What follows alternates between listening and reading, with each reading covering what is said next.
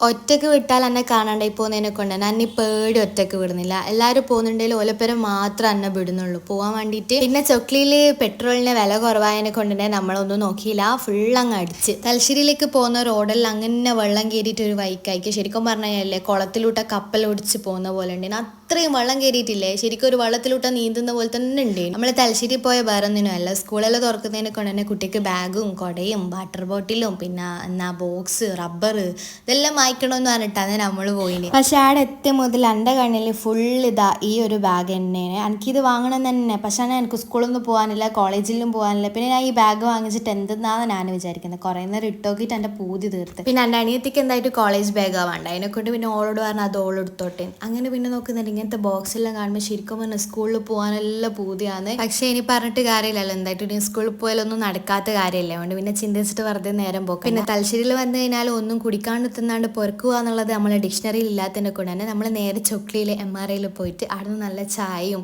Club sandwich എല്ലാം തിന്നിട്ട് നേരെ വീട്ടിലേക്ക് പോയി. അപ്പോൾ ഓക്കെ.